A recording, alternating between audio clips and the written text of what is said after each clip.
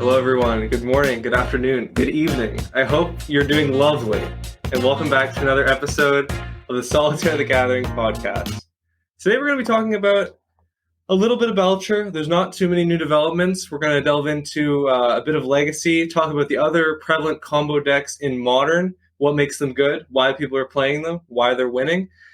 And a few other things. We played a few challenges. We're going to talk about that. And we'll finish it off with some paper gameplay tips and experiential tidbits.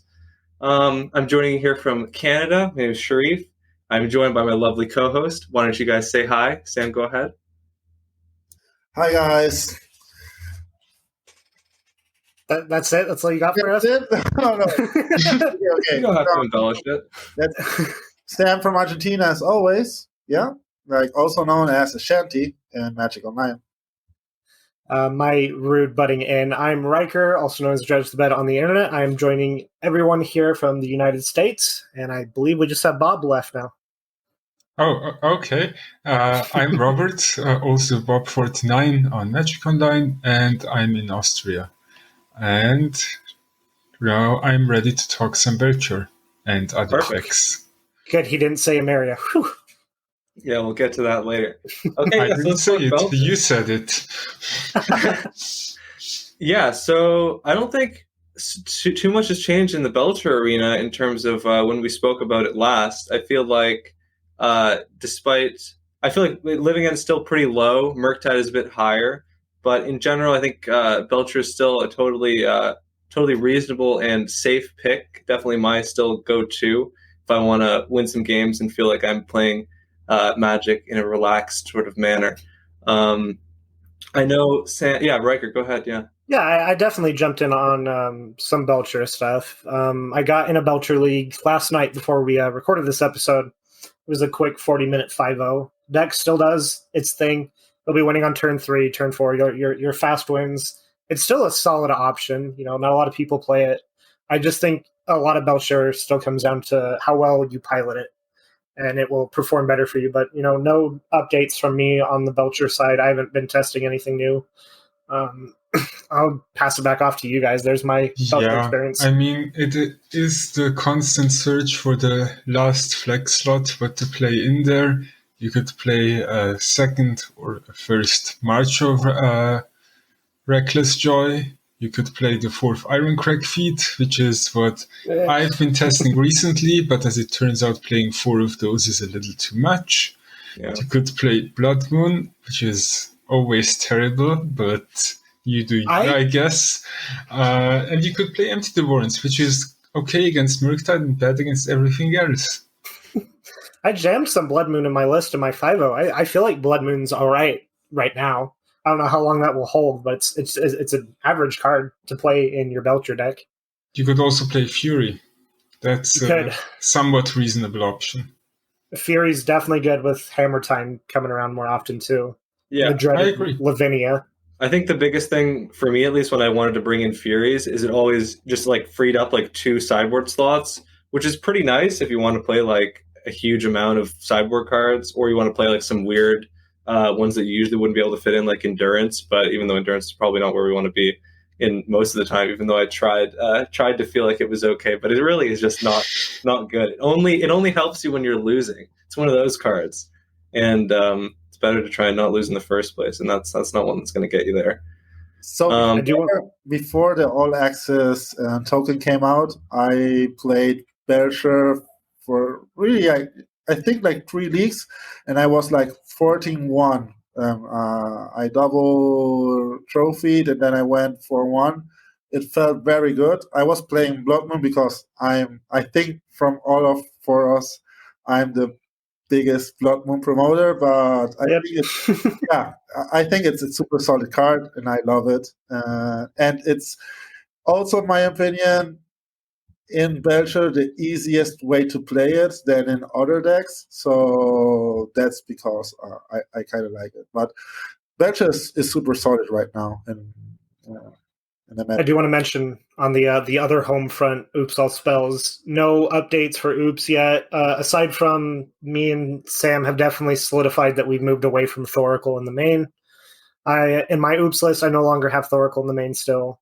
I think that's been the trend too with a lot of the 5.0 lists that have been popping up for Oops. So yeah, speaking of the 5.0 list, there was that list that just played Athos' Oracle on the side with no way to no way to get it back. That was just wrong, super wrong. I think yeah, I just saw it and he was like, "Why do I need Memory Journey and why do I need Jack and Jill? I would just play the Thoracle in the sideboard and that's it." And no, it's great idea.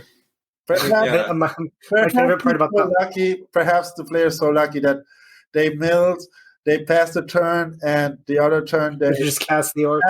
They cast it because they had it in the end. So here's Agadeem it too. Here's the thought. What if you don't play Memory's Journey and you just play 4 Athos Oracle out of the board?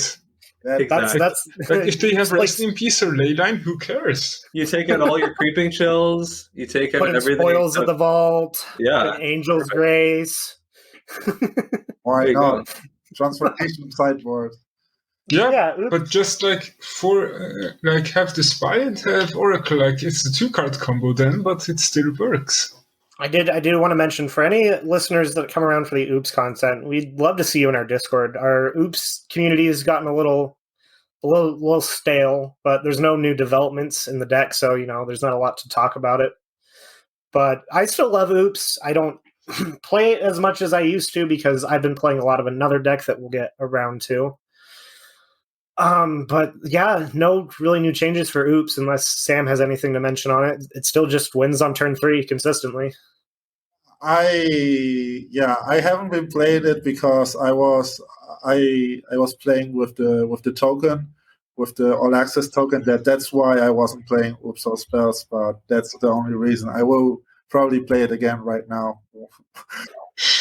Yeah, I wanted to talk about the token because if I'm sure like a lot of players who were previously rented have the token. Like I got the token because I was like, okay, I'll pause my rental service and just have free cards for a month.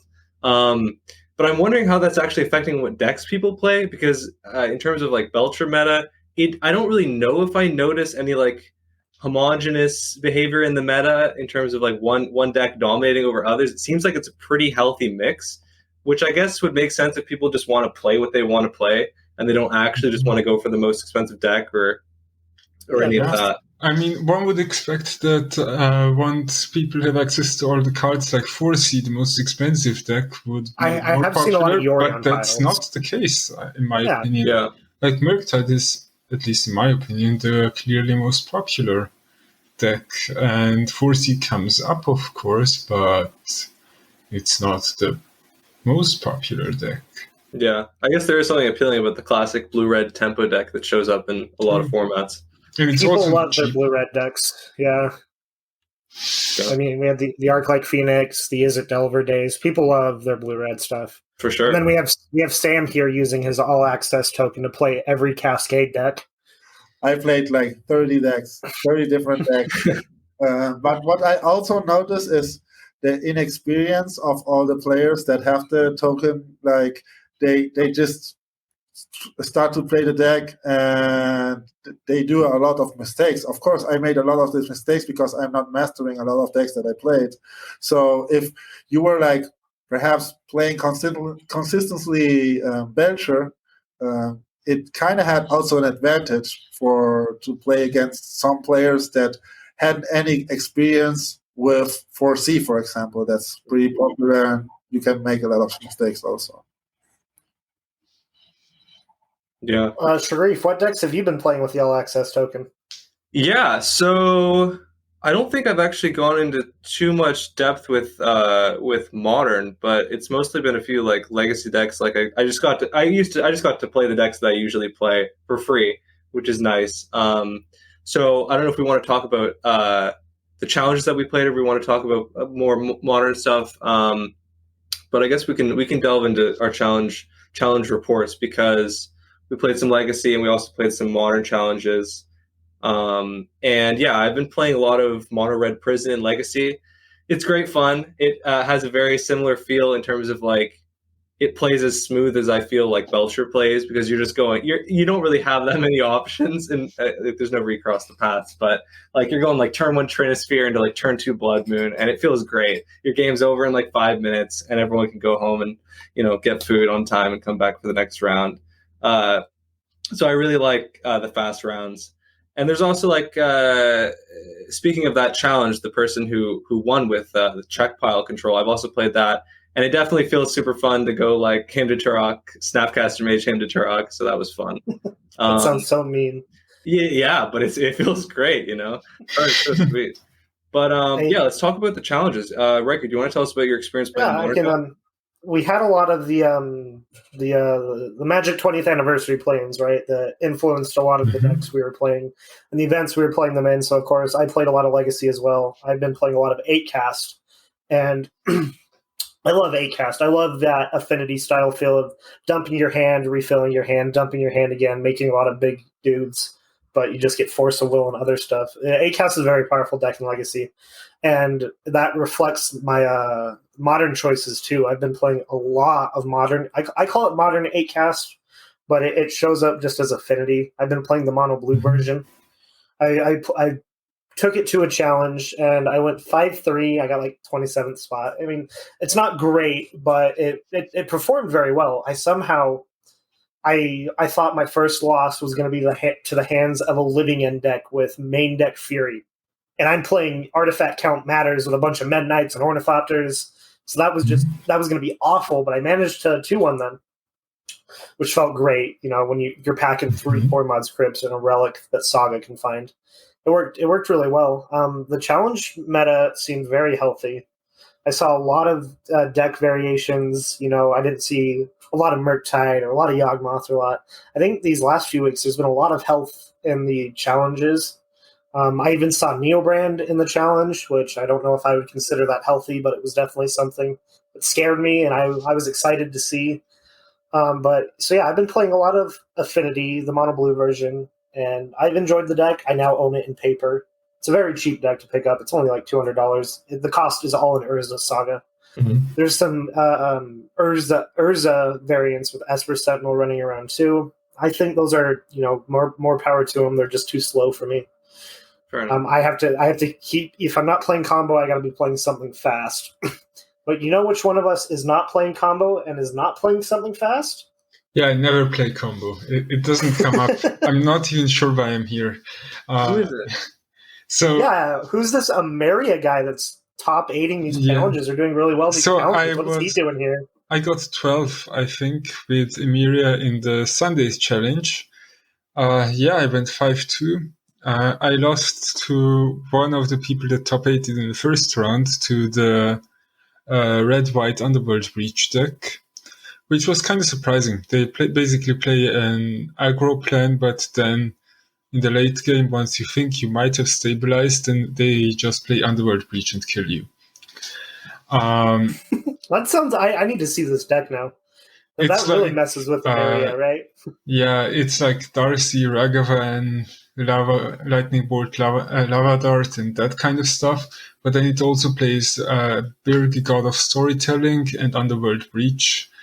And the one time they killed me, I wiped the board, and they drew a card, had 2 cards in hand. Then they played Swift Spear, Underworld Breach, escaped Mishra's Bubble 5 times, and then just killed me with the 5 prowess triggers. Yeah, so these kinds of things happen. Okay, so why play Emeria versus Forsey? Well, that's a good question. So I personally think it's just more fun, so I will play it always. But in general, you are not weak to Blood Moon, or even less weak to Blood Moon than regular 4C. You have a better Living End matchup, because you have, in addition to the 40 fairies, you have 4 Ranger Captains in the main deck, which also blank the Living End. And then you have a bunch of sideboard cards which also happen to be blue-white, like Meddling Mage or Lavinia. And 4C usually splits their sideboard cards with more cards in other colors like Veil of Summer and stuff, and so they are less focused on the living end part. There's also the part that people don't know the deck that well, so you always get some additional upside from that. Yeah, I mean, I'd choose Sun Titan over Omnath any day. The card just excites me way more. Yeah, it's a fun card. Play the cards that you like. Sun Titan better than Primeval Titan? True. In the context of this one specific deck, yes. I mean, Sun Titan gets to lock people out with Ranger Captain. Primeval Titan, I mean, maybe they kill the opponent, but like, it's not a lock. Perhaps I want to add, I don't know if I kind of agree with the Blood Moon strategy against 4C players. Like right now, they're having like so much power with abundant growth. Abundant growth and Utopia Sprawls. They played Magus of the Moon. So, yeah, I'm not even saying that it's all that great against 4C, but it's even worse against Emeria. Yeah, okay. Yeah, I mean, shutting off your Emeria plan sounds worthwhile. Yeah, sure. If you get to turn 9, then I definitely kill you, no matter what Blood Moon deck you're playing. Yeah. And other than that, I play a bunch of basics, so I don't care. Other than that, I played in the Legacy Showcase. I tried Death and Taxes, and it's just not fun. So I have great respect for the people that do play Death and Taxes, because I can't imagine how you want to play that deck. It's definitely good, so I guess it's putting up results, so good for them. An interesting take is none of us have played Belcher in a recent challenge, have we? No, I missed the last one, so that'll have to be this weekend. Yeah, I have not. I've played it a bunch in paper events, but I have not played it in challenges. Speaking of decks that play Blood Moon, I heard of some development of a Prison Belcher list. Oh, and I know Sam loves this list. He who must not be named, Prison Belcher. Prison Belcher. Who wants to give some light on what this is, what this monstrosity is? So, basically, Sharif was the one that came with the idea, and he inspired me to to keep on playing the deck. So we did a league all together. I think we four were on the league, and we started with a 3-2, a solid 3-2 that could have been a 4-1.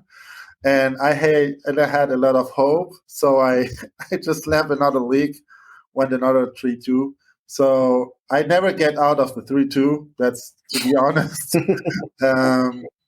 People were saying to me here of my group that it's just a worse Red Prison deck.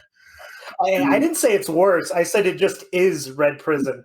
Yes, I said that. I stand by it. Oh yeah, of course Bob would say something like that, but we've talked about your results, but what makes Prison Belcher? To our listeners who don't know what it is, because this is like a brand new concept. Okay, so basically we still play on our lands, the spell lands deck cards, spell lands cards, and we play Chalice of the Void, so we can play like turn 2. Chalice for 1, and you can also play on turn 2 Blood Moon or Three-Knee Spear. We can also turn 2, and Bob was there, play a Chandra, a 4-mana Chandra, and then play Defense Grid against our UV control player that had no chance to win. So here's an idea, and we haven't discussed this beforehand. What if we played some mountains in the deck? Just a few, and then have a Belcher that's not guaranteed to be lethal, but since they're mountains, it's pretty certain that it's lethal. And you still mostly run spell lands, but you can replace the worst of the spell lands with actual mountains. Yeah, like the top lands. I think that idea is actually really interesting because you're going to be... No, not actual mountains. I'll take that offer and I'll raise you an offer, okay? I think if we're playing mountain, we can only play 1, because if you're playing like 5, then the odds of you hitting it like 5 cards in are pretty high. But, what was I going to say? Something good. Right. Seasoned Pyromancer. You're always discarding a non-land. Hear me out. you're always getting 1/1s, and then your actual red prison with Seasoned Pyromancers. Well, It's perfect. okay, so I like the mountain idea because you Okay. can have untapped sources that are mountains, but if you're a prison deck also, if you don't kill your opponent with the one activation, it's likely you'll kill them with a second one, right? Like if you're locking them out of certain elements, you don't need to kill them right then and there. So what if you're in a normal amount of mountains? Like, let's say 20. Oh, and then we're just a red prison deck, right? Yeah, we just do like Maybe 3 that's a damage better every turn. approach. The Belcher prison deck having Karn is so fun though. Playing Karn and just going, man, I could grab liquid metal coating and start, being a prison deck, or I can just grab a Belcher and kill them and have an identity crisis. Yeah, like unironically, unironically, one of the most powerful things about Prison Belcher is you can like ritual out of Karn on turn 2. Like if you're on the play, like you should probably win that. Unless like they have a lot of counter magic, but usually if you have a card on turn 2, it's looking pretty good, and like it's not like actual like Ponza or other things that lead on or lean on like Arbor Elf that can just get bolted. We got Desperate Rituals, we got Paretic Rituals into that sweet Karn. It's going to save the day. So yeah, perhaps my issue always was to like take down the Karn when I play it, because I was like really. I didn't want it to get a bolt. So you mostly, and you don't have any creatures to protect it. And Ensnaring Bridge is also, we play Ensnaring Bridge, but it's so hard to get rid of your hand because you're like, all your spells are super high. So it's definitely something like more fun to play than to win. But I really enjoyed the few leagues that I have been playing with it. It can be effective. I haven't played it. I'm not going to play it because, it doesn't have recross the paths. And Fair. being able to stack your deck versus casting a Karn, I think, is a extremely different power level. But it could. No. It could play recross the paths, but then we're getting weird. Other Belcher lists, Yes, I know that's the part when it gets weird. Sharif loves Yorion Belcher. Yorion Belcher. Let me tell you about something about Yorion Belcher. I know what you're thinking when you're playing this combo deck. I just wish I had more cards, and now you can. Have you ever wanted to finish sideboarding and still have 4 Fury, 4 Lightning Bolt, and 4 Blood Moon in your deck? Well, now you can. Have you ever wanted to make your deck less consistent? Well, now you can with Yorion Belcher. All it costs is 20 extra cards.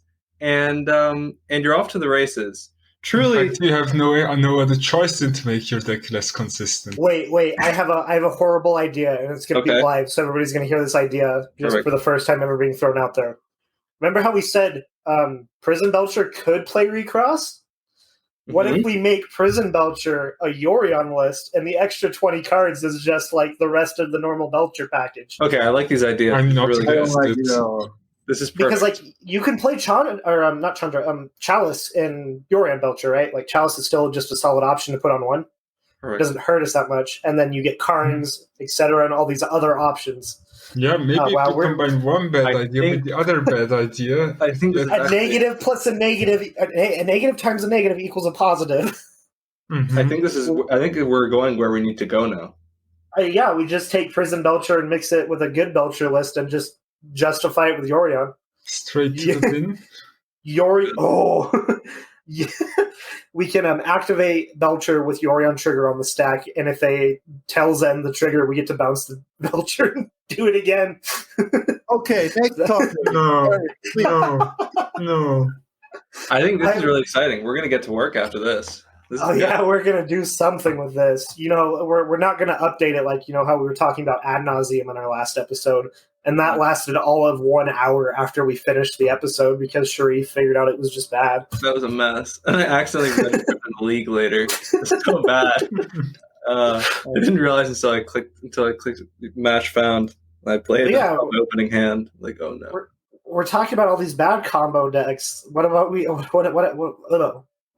about some good combo decks? Let's talk about the good ones, guys. Have you ever heard of a card called Living End? Well, now you have. It's very powerful. And when you combine it with 1-mana cyclers that are effectively 4/4, 5/5 creatures, it can do some pretty big damage. So Could you remind our listeners what Living End does? Because I definitely know what it does, but they don't. Living End.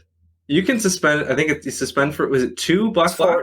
Two black and 2 colorless. Perfect. So you can suspend it if you want to go the layman's route. But we have this super secret tech called Cascade. We can use the newly added from Modern Horizons 2 Shardless Agent in combination with Violent Outburst, which I think is from something Alara something. Shards Alara. Is it Shards? Something Alara. And these 4 plus 4 equals 8 Cascade spells combined with Living End, which says something each player. I don't know. It's like each player removes. Okay, you want to give me the Oracle text? Yeah, give me the Oracle. Each player exiles all creature cards from their graveyard, then sacrifices all creatures they control, then puts all cards they exile this way onto the battlefield. So yeah, I mean, you can tell that we're not very high on this deck by the way Sharif is explaining it, but in all seriousness, Living End is a very good combo deck. In fact, I think it's probably one of the best combo decks to be playing right now. That reason being is your plan is very consistent. You cycle your creatures, you bring them all back, and then it's very hard for a lot of decks to just answer a bunch of 5/5s and 6/6s. Yes. But if you're not playing Belcher, you should maybe play Living End. Yeah, Belcher is a very strong option, but Living End just hoses on Belcher. And the reason being, all right, is what makes Living End so powerful is you're very consistent because all of your combo pieces cycle. So you draw into what you need, but having a 4 force negation to not only stop your opponent from winning the game, but also counter spell if you Violent Outburst to Living End is very powerful on top of just having 4 free thought seizes that also are a part of your combo in the form of grief is very strong. Living End is very resilient. It's very good at protecting itself. And I do think it's a very solid option. You know, as much as I despise it, it can get a little boring. But if you're looking at other combo decks to play, Living End should be a very high up on your list to consider. I don't know if anybody else has got to say anything about it. I covered it fairly well. Yeah, I mean it's like hyper rhinos, right? Because it's compressed with all of these creatures in your graveyard into this one spell. And as long as you can find the correct interaction to deal with your opponents, like Graveyard Hate and all that, which usually, hopefully, they can manage to do that and clear up the graveyard for safe use. Then, you're gonna be returning all these big boys from the graveyard, and it's probably going to be a bad time for your opponent. So definitely nothing to sneeze at. And just with the add of Charlotte Agent, the deck went like tremendously more powerful than before. Like we know Living End since the German version, right? So now Living End is one of the longest lasting modern archetypes. It's been around since the conception of Modern. Yeah. But now you have Grief, now you have Force of Negation, you have the other blue elemental that I forget. Yeah, you can play blue now, so you have actually good cards to cycle. Yeah. Yeah. Because the original issue with Living End is that you were just cold to counter magic, right? There was very little you could do against it. Yeah. Well, you could start hardcasting your stuff, and the original Living End could also play Beastwood and Fulminator Mage to really destroy the opponent's lands and win in a fair manner. But yes, the current one definitely has more interaction and better interaction. Something interesting is the one of the number 1 grinders of Living End. The name is RNV or something like that. RVNG. Yeah. So he plays a list without Grief, and that's something like, I don't know. It's if I would have access to Grief, I would always play it because I think it's really good. But he doesn't play it, and he had already wrote an article regarding why he doesn't play it. But something like, I don't know, pure like Temur version. So this explains why they never griefed me. Yeah, they play like Petty Theft, right, or other stuff. More Petty Theft. I know. One Valakut Awakening. I loved Valakut Awakening when I played Living End. And Meanie No Nay is still just on classic living end. He pulls in 5-0s. I think he's the trophy leader now. I feel like we've covered living end fairly well, though. I would recommend playing it if you're going to play another combo deck. Another very high up there combo deck, which does require a certain level of piloting, is Yawgmoth, right? Mm-hmm. Mm-hmm. And so Yawgmoth... Go ahead, Bob. So Yawgmoth is kind of a mid-range deck with a combo finish, we might say. It plays a lot of creatures that are very hard to get rid of because they have Undying, like Strangleroot, Geist, or Young Wolf. So you already have a pretty good grind plan. Then you have Yawgmoth and 2 Undying creatures as a combo to draw your deck, or at least a good chunk of your deck, and then finish off the opponent with Blood Artist or Giraffe's Messenger. And even if your opponent interacts with your combo, you can often draw a lot of cards in the process, setting yourself up to combo again. So generally the upsides of Yawgmoth are that you have a great grind plan and that your creatures all trade very well against Murktide's creatures.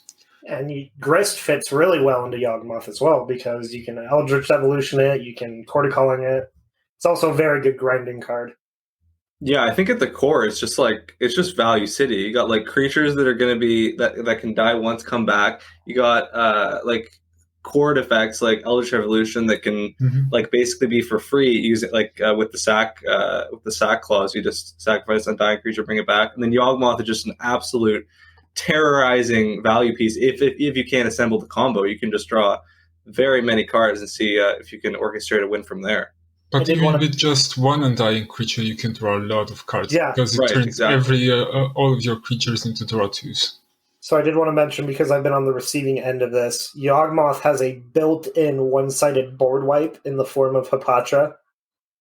And yes, because when I played 8-cast, if the Yawgmoth player has a Hapatra and a Yawgmoth, every time they put a -1/-1 counter on one of my creatures, they get a snake.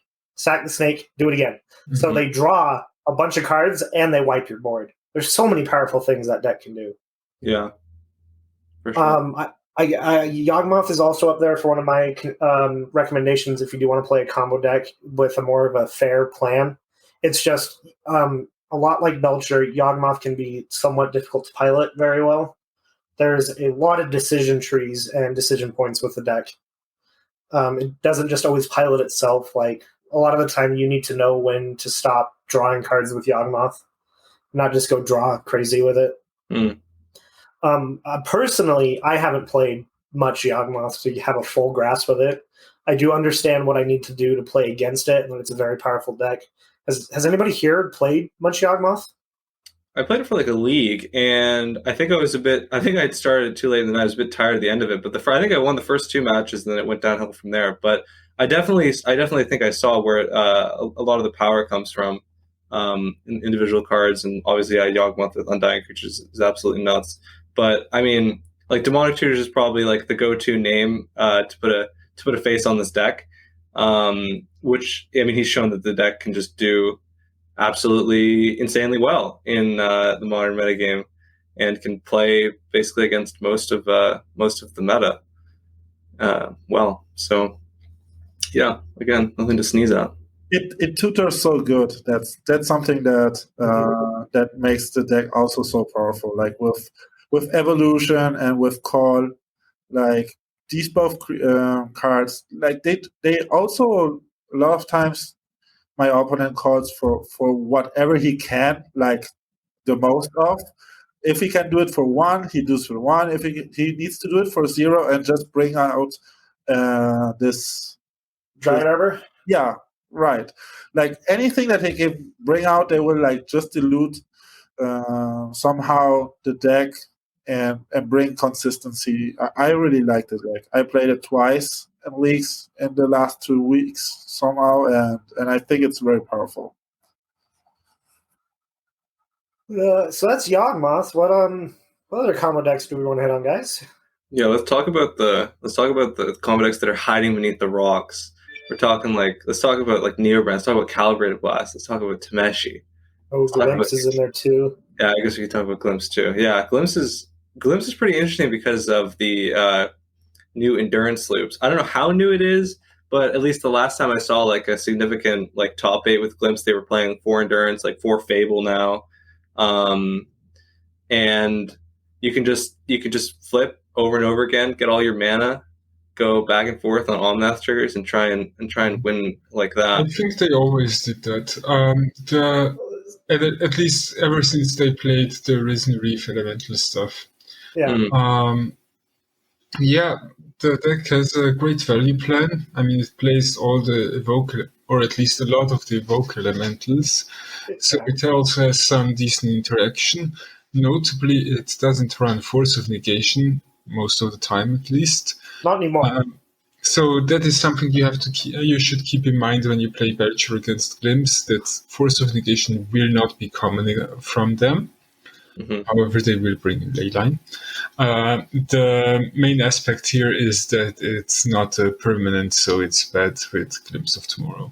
I gotta give Glimpse credit. I think that combo deck has changed so much in the last 8 months compared to any other deck that's been around. Yes. Glimpse has changed so much. It improved its fair game plan so much so that it's almost another version of 4C. And of 4C, we know that it's the best fair game plan. And there are Yorion Glimpse lists out there too. Yes. I think we covered Glimpse though. Well, Neobrand, I don't think the deck's good, but it's certainly fun. I'm loving the developments though. Yes. I'm loving the new win cons because it was like it progressed between like Laboratory Maniac, then we went to like Throsta, and now things like now there's Aetherflux Reservoir. Yeah. And Professor Onyx, yeah? Yeah. Now it has endurance loops, which you can use, for example, for Professor Onyx, but there is also many other things. There's, for example, Aetherflux Reservoir that you can use to win, or Sam suggested to play Pestilent Cauldron, which the more I think about it, it's not actually optimal, but it's also an option. Yeah, there has definitely been developments.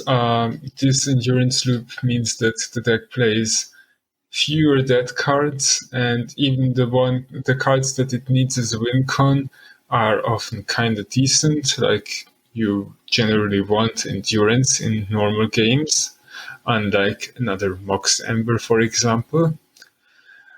So there have definitely been improvements there. However, it's still a deck that's either wins on turn 1 or 2, or it loses to itself, and it loses to a lot of hate. So it might not be a deck of choice if you want to win a lot.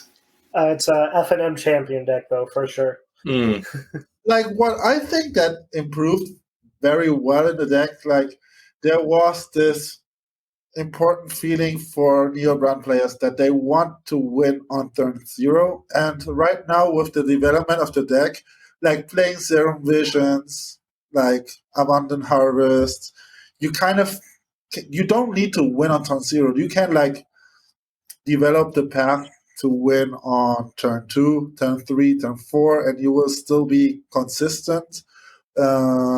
Prepare perhaps some cards in your hand to protect your combo.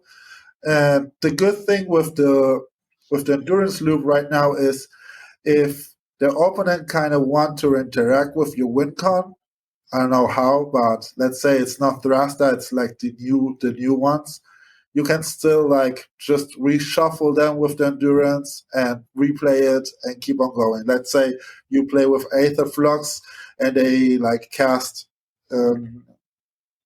Force of Vigor, then you can just like shuffle again, play it again, keep on going. Like this is the biggest like upside, in my opinion, from what we know previously in other versions. Yeah, I agree with this. Neobrand is definitely a fun deck, but there's a lot of breathing room with how you can build it, especially when the deck gets into the hands of somebody like Canister, who has a very big viewer base. People see it and then just start taking a whole bunch of shots at it. I did watch him play it on his like 24-hour stream. He did go like I think it went 4-1. Seemed pretty good. But I do think like the upgrade, or I do think it is an upgrade to switch between like Throsta plus like Fortifying Drought, because that required like 2 green, and then you got to find the Mox Ember for the 3rd green, versus like just circumventing that into one card like Professor Onyx or Aetherflux Reservoir in combination with Endurance, which sometimes people were already playing to loot back shoals and all that. So I do think it is a nice little improvement in making the deck a little bit more compact in the way it wins. We have another combo deck that falls into this category, right? With Calibrated Blast, where we're still kind of reliant on RNG. Blast is a lot more simple. We've talked about Blast on this channel before with our first Not So Solitaire episode with Dylan MTG, one of the founders of the deck. If you haven't listened to that, definitely go and give that a listen after this episode. It's great to have on. We love doing the Not So Solitaire episodes. You can hear a lot more about Blast there. We can just briefly mention Blast here. It still puts up results. Yeah, top aided. Yeah, the deck does its thing. It does its thing well. Gets around counter magic, etc. Yeah, it takes advantage of the channel lands probably better than most. I think probably the best deck that takes advantage of all the channel lands. Not all of them, but the recent top 8 list uses very few channel lands. In the main deck, it only uses 2 Bosejus, 1 Otawara, and 3 Sokenzan, I think. Interesting. So it goes low on the interactive stuff, or at least on those interactive things in the main deck, and focuses more on its Murktide matchup, playing main deck deserts. So the desert is used to kill Ragavan generally, because it's landed pings creatures that attack. So it does seem reasonable if you consider that you probably won't encounter that much hate pre-board that you'd need to Boseiju or Otawara in game 1. And later in game 2 and game 3, you can board the hate in again, and so you have the best of both worlds. Calibrated Blast 2, if you are wanting to play it or buy into it, has this very interesting dynamic that no other deck has, which is if you play the fully optimized version of Calibrated Blast, it's like $900 US dollars because of Emrakul's and the lands you play. But you can also, recently there was a 5.0 list that was only $10. $10 US dollars that got a 5.0 in a league. So it was, you could just pick up this deck for cheap and just, bring it to an FNM. Anybody else have anything on Blast, or should we move on to a deck that me and Bob have tried a little bit of? Yeah, I think, Blast, solid deck. Yeah, top 4, fourth place. Pretty great. So another deck, which, again, I love that we kind of saw the birth of this deck, right, in our own Belcher Discord, and that is Tameshi. It was so fun to just see Tameshi start and then just leave and have its own Discord and own community. It was so fast. It happened so fast. They grow up so fast.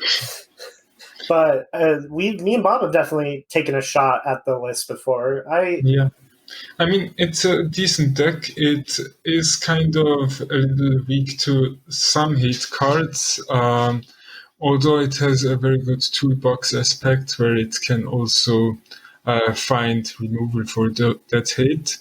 So on the other hand, there's just a lot of things that affect it. It's vulnerable to Grave Hate, it's vulnerable to Stony Silence effects, it's vulnerable to Meddling Mage effects, Piffing Needle effects. Removal. Just removal, which is one of the major issues, because if you play Tameshi, you can only activate it at sorcery speed, so your opponent can just board it.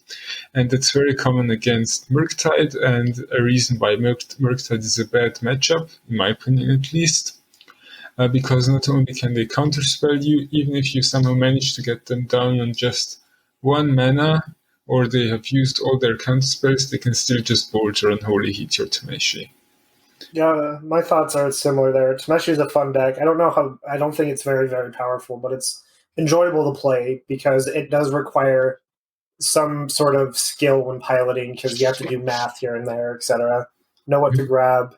There's some ins and outs to the list. I think it's definitely better than, let's say, New Brand, but it's maybe on the level of Calibrated Blast. It will win if it runs hot, right? If you dodge Murktide and maybe you get slightly above average chance against 4C, you can definitely 5-0 with the list. I know Gabriel Nassif was messing around with that deck too, but I think his new flavor is creativity. Is it the creativity with reanimation, with persist and all that? Yep, Renin 6, persist, all the goodies. Yeah, Fable. Yeah, it's interesting. That deck seems pretty interesting. Seems pretty popular among a lot of players. I saw it in my challenge run.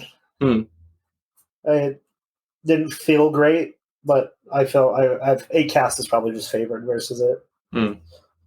Any other combo decks? I know I've played a lot of Heliod, but I could probably cover Heliod for all four of us. Heliod is an average deck. It can do things, right? Gaining infinite life is good, but you won't. Sorry, my cat's saying hi. It will do a lot of things, but on Moto it's not the best. I've been trying different versions of it, but not much to say on Heliod. If you want just an old-fashioned 2-combo card or 2-combo piece deck that just gains infinite life, do it. But that's about all it is for Heliod. I'll never concede to infinite life, not even in paper. Not if I'm playing Belcher. No. I can play that game too. Yeah, great. But because perhaps not in Magic Online, but if you're playing in real life and your opponent with Heliod represents infinite life, but afterwards you represent infinite damage with Pyromancer Ascension, then you win. That's a rule. Yes. I love that. That's great. Storm is still kicking. Storm will never be put down, apparently. I don't think Storm's a great deck. I think Storm's on the power level of Neobrand. There's just so much removal and so many ways to interact with Storm that it's just probably not the best, but, I'll let you guys take this one. Do you know what? Storm has a really, really good matchup against 4C. And that's something that perhaps I talked with that with Mort, like one of the biggest players of with 4C. So it's kind of hard for them to interact, and that's something that makes the deck good. I kind of agree with Riker that the deck is not the best combo deck. I still think that if you're like a really good master, you can have results. There are two guys that plays consistently Storm always in Magic Online, have a lot of results. So if you like the deck, you can keep on playing it, of course. Yeah. Or you can play Burn. That's another True. No, we're not doing this. We're not doing this right now. Okay, well, I'm taking about the best 7-card combo in Modern. I think the last combo deck that I wanted to mention was just Ad Nauseam.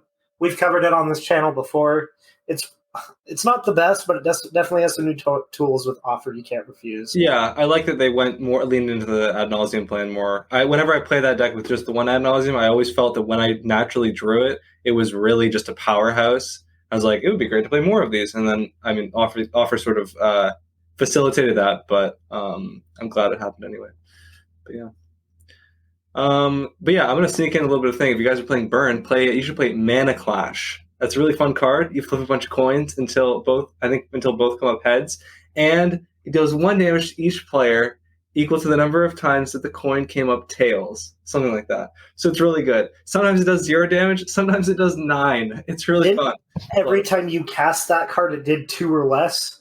Okay, look. So I know the gold standard is Lightning Bolt, but what if you had Lightning Bolt that said, deal between 0 and 9 damage? Just flip a coin. It's perfect. So I would highly recommend everyone who plays Burn to play that. You should play Thoric's Thumb in that deck then as well.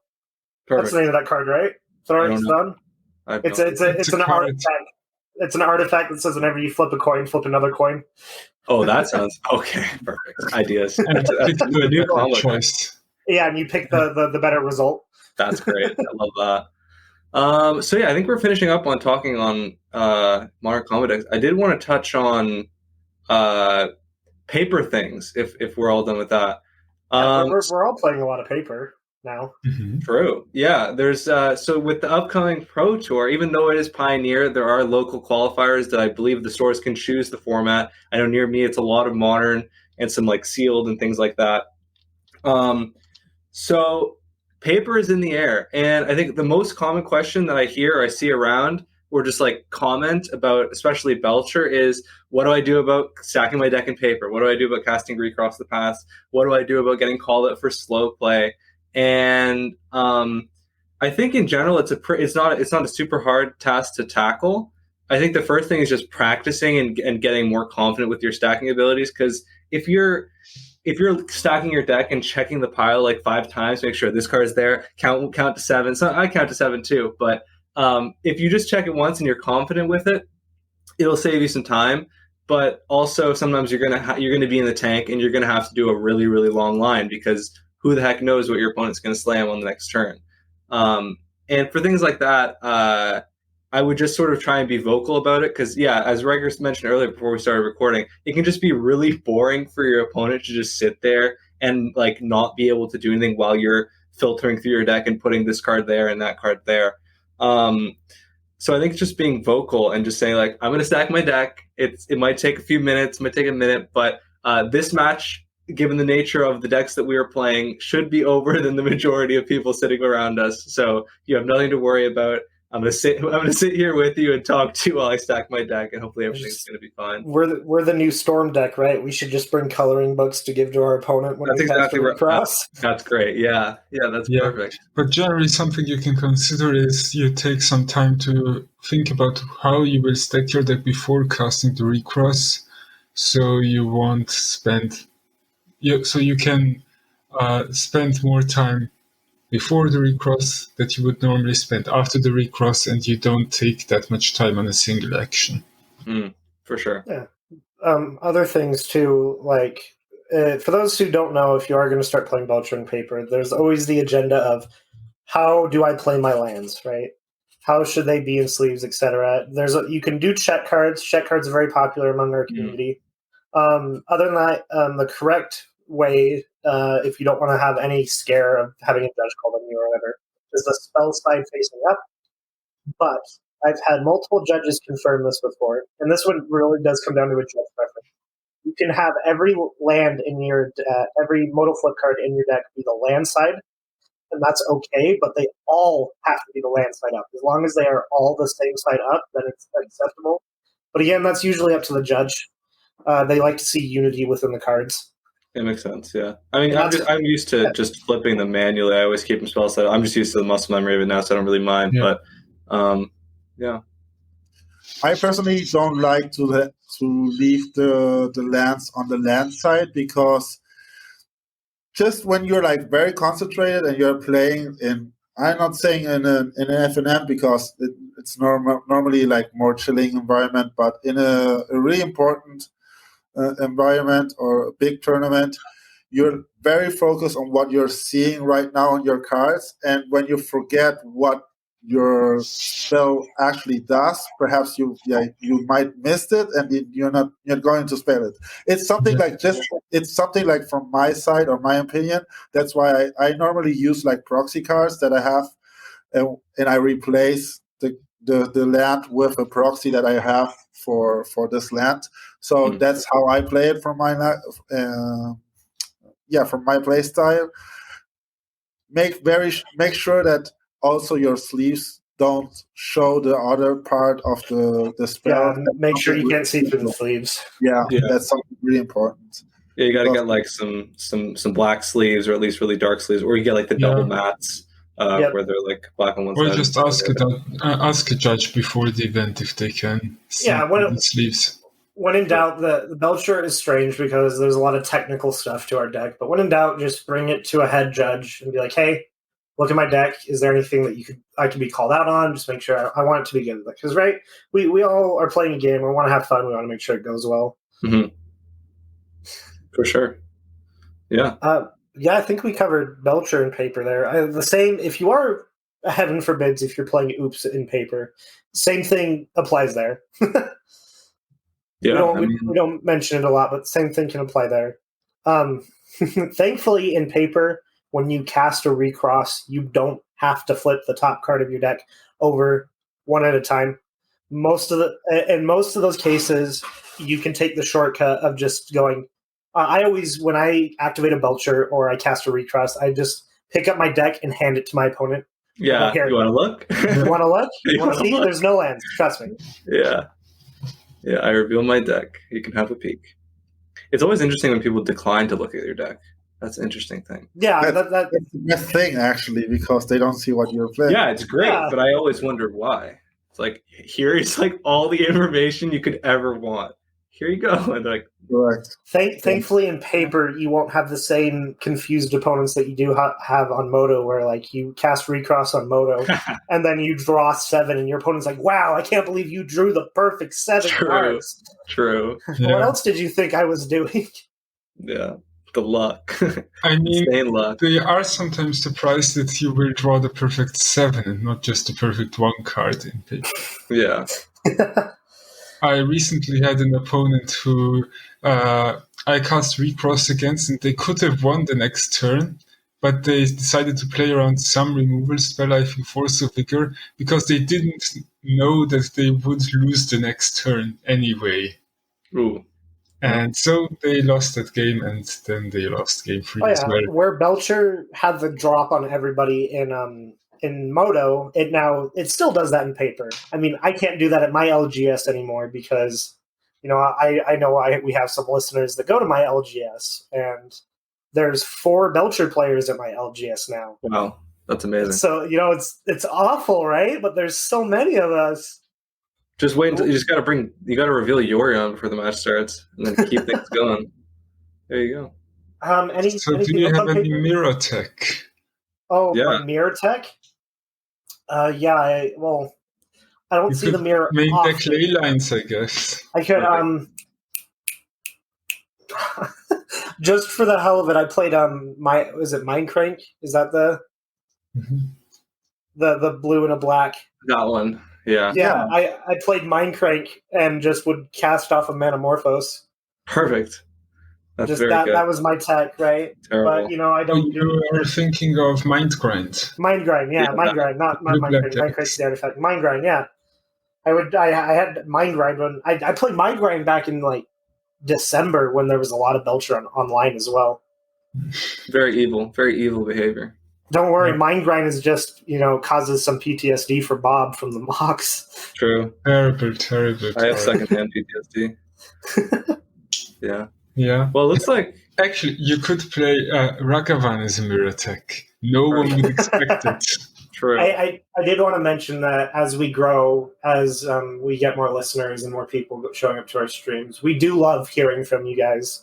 Me and Sam have both had our like pseudo celebrity moments where we've met people in our community in Moto or in person, and you guys get excited to see us, and that's a great feeling. We do love interacting with you guys. So definitely feel free to come into the Discord, add us, say hi to us, whatever. We're here to help you with these decks and give you our combo insights. Of course, Bob has already experienced this because Yeah, it happens all the time. Shame. So like Micrograms is a name most Belcher players know now. Love it. Yeah. Bob is a good person. Bob is a good person. Oh yeah, Bob is an amazing player, and he might be a little blunt. No, with let's explain. talking I'm a to him. good person. I heard that. I said person. He's a good player, but he's a good person also. All right, we are getting close, but you know what? I'm going to throw this out there. You guys each get 30 seconds. Well, Okay. all right. What defines a combo deck? Let's start with Sam.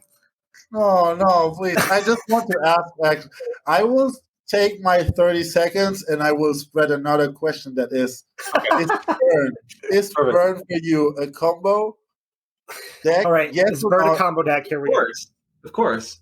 Any combination between a prowess creature and a non-creature spell, that's combo right there. Oh yeah, but what about if you have an Eidolon in play and cast a spell? Isn't that a non-bo? That's prison. No.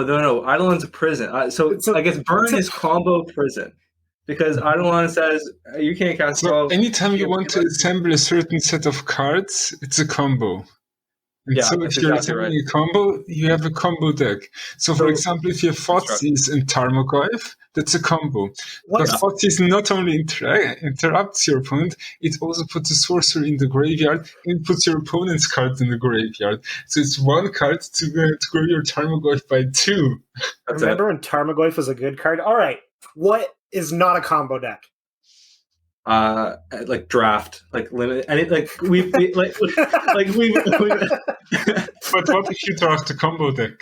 No, we've established that every constructed deck is a combo, so it has to be another format. It has to be like limited, or like has to be limited where you're not drafting any synergy. Anti-synergy limited is the only thing that's not combo. So bad limited. Yeah, anti-synergy. Basic is not combo. Are we just going to have a combo takeover? We're just going to have an episode where everything is combo and we talk about everything? Yeah, Mana Clash and coins. It's a combo. You know what I mean? Like, there you go. Yeah, like you sit down, you're casting Mana Clash, then you reveal your purse and it has coins in it. And you're like, I came prepared. It's a combo. Oh, it's like the mental mind games. Like, you know when people will just pull out an infect counter? You're like, oh, okay. The Tarmogoyf dice. You just pull out a little purse with a bunch of quarters in it. Yeah, this guy's flipped coins. Okay, I have a short story. Every time I go to a different local store where people don't know me, I take like a little, like, let's say token that says infect, and I present it on the table. Like think, okay, he's an infect player. They like kind of mulligan because they're looking for the removal. And then they see me playing like Belcher or Upload spells. Like, I do that. Yeah, no, wait, I got it. Here's the biggest mind games that we can do. Sit down with your Belcher deck, put an infect counter on the deck, and then reveal Kahira as your companion. Perfect. Yeah, they're really thrown for a loop. When I used to play Standard, I'd always reveal the energy counter, even if it didn't matter. Cool. Nice. See, I like this new feel we've got going for the episodes. Let us know if you like it too. Trying this new kind of more natural vibe, a little less like very focused like Bob loves. You know, Bob would sit here for 30 minutes talking about Emeria. Thank God we don't let him do that. Yeah, so there's of course the combo of Ranger Captain and Emeria and 7 planes. Yeah.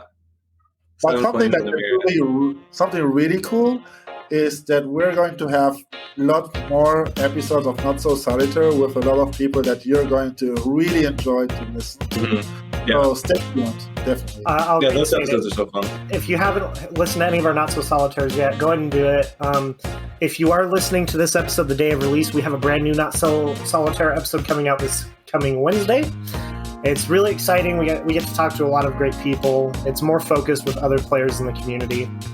Look at us self-plugging. Those episodes are super fun. They're not so niche as like just Belcher specific, but we're like Magic players talking with Magic players, and they should be really accessible to a lot of people. So it's not self-plugging if the people want to hear it. No, that's true. We're just we're excited to bring you this content. We're riding a high. We're doing a lot of stuff for you. We finally got MTG bot in our Twitch stream. Mm-hmm. That was a big step for us. That was a big day.